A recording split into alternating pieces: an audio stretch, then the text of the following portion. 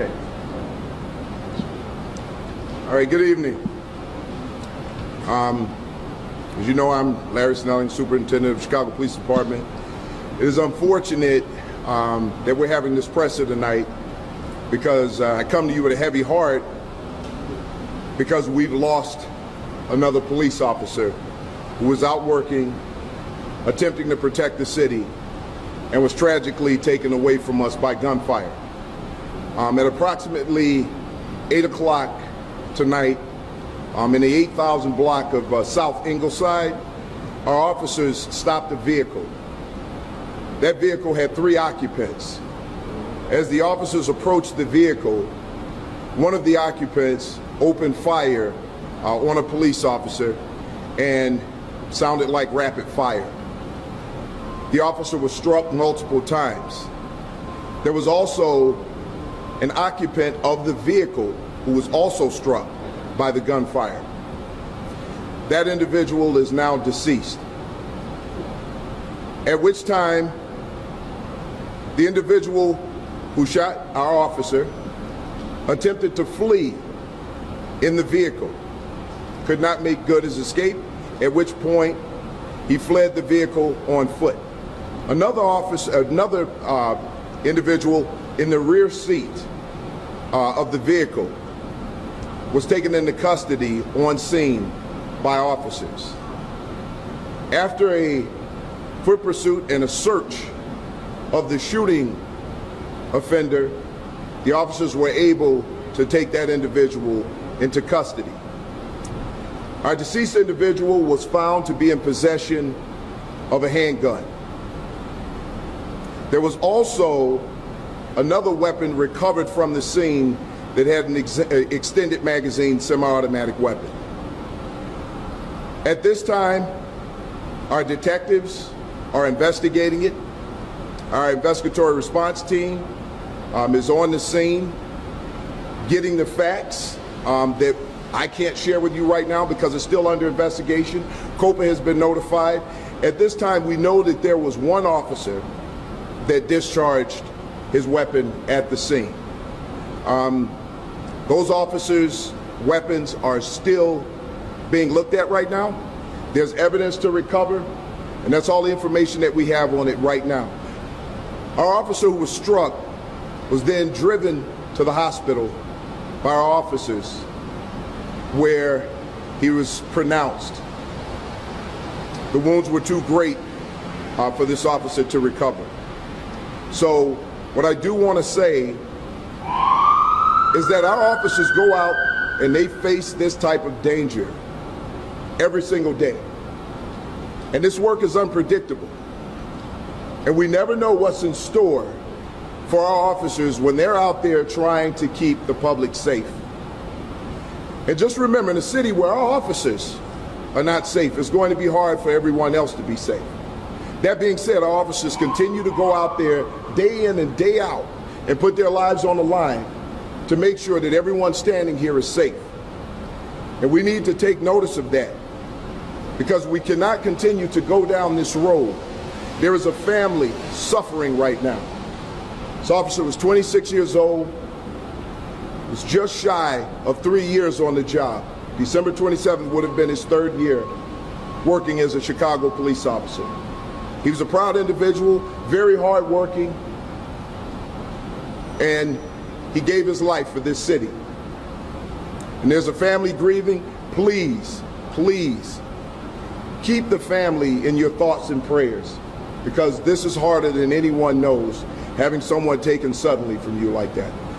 With that, I'm going to turn it over to Mayor Brandon Johnson. I appreciate him being here and stepping up as soon as he heard this, came out to the hospital. So I'm going to turn it over to the mayor, and after that, at some point, we'll open it up for questions. Mayor Johnson. Thank you, Superintendent. Tonight, the city of Chicago, we grieve and mourn the tragic loss of one of our brave, a member of the Chicago Police Department. This young officer courageously protected this city. As the family continues to grieve the shock, the anger, that they are feeling. I'm calling on all residents of this city to pray for this family, but I'm also calling on the residents of this city to put our arms around one another, and particularly our police department. This tragic loss cuts deep. The wound is severe. The only way we'll get through this tragic loss is if we put our arms around one another, recognize the value and the bravery of our police department, who put their lives on the line for us every day. The investigation will continue to unfold, but what we are calling for and what we anticipate and expect is swift call to justice to make sure that those who are responsible for this tragedy are held accountable, and individuals who continue to seek terror in our city, we will hold you accountable. With that, again, our thoughts and our prayers with this family, and as a city of Chicago, we will rise again. With that, turn it back over to Superintendent Larry Snelling. Thank you, Mayor. With that, we'll take any questions. Are you saying that the individual who fired at the officer, the individual that killed the officer, also shot the other occupant of the vehicle, or that's unclear? Well, it's still under investigation, but right now, at this time, the other occupant of the vehicle was shot multiple times, more than likely by the gunfire that was released in the vehicle. There was only one bullet fired by police. Was that from the weapon from the deceased officer, or from a different officer? That we don't know. So, like I said, the officers' weapons have to be downloaded. That hasn't happened yet. So that's still under investigation right now. So once we have that information, we'll be able to get that out. Next question.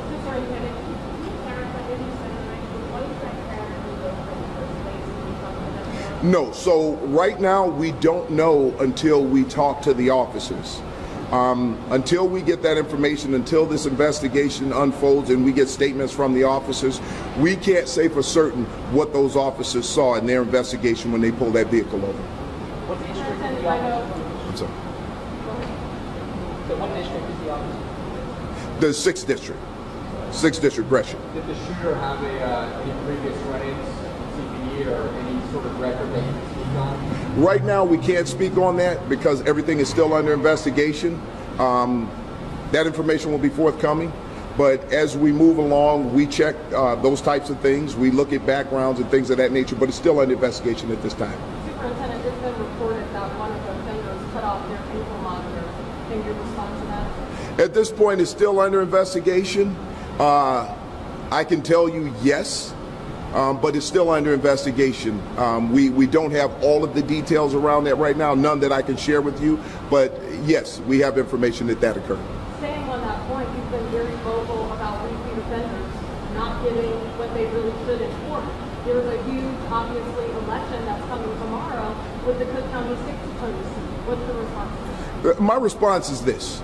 If we want to keep the city safe, when we know that we have repeat offenders, people who continue to offend, we have to stop them. We cannot allow people to continue to wreak havoc on this city, to victimize people with violent crimes, robberies, shootings, the trauma that they're causing for families and for individuals that they're attacking. They can never get that back. You may get better, you may learn to live with it, but that trauma stays inside of these people forever. And we have to do everything that we can to keep violent offenders off the street, especially those who are repeating these acts. If we don't do that, then we're failing our citizens. We're failing our children. We're failing their futures. We have to keep violent offenders off the street. Final question.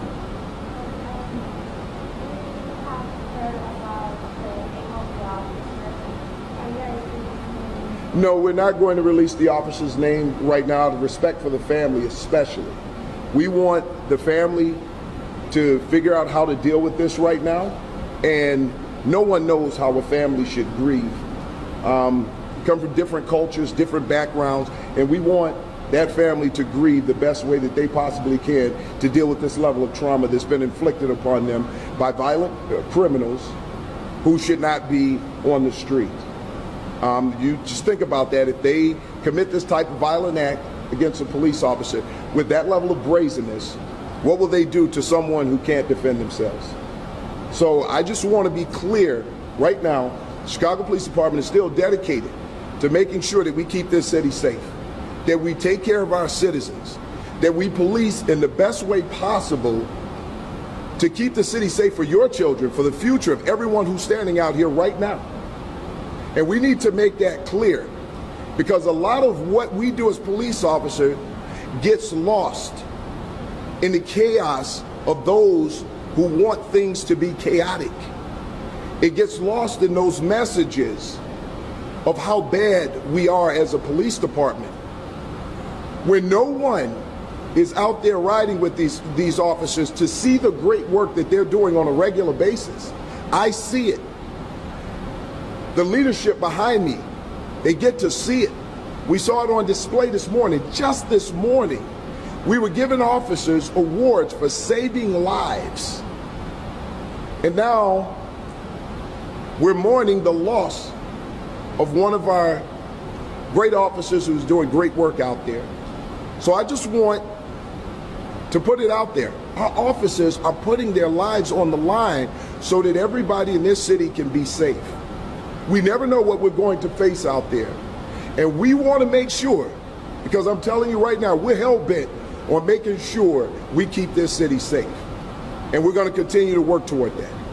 Thank you, Superintendent. Thank you. Are you able to just comment where the offender was arrested? Was it, you said it was after pursuit, was it a residence somewhere else? That, I don't have that information right now, because that is still part of the investigation. So, as I said, as this goes along, we'll have more information for you. Your message to the shooter tonight, the message to the shooter. The message to the shooter is the same message that we'll give to anybody out here who's committing violent acts and continuing to do so and wreaking havoc on our city.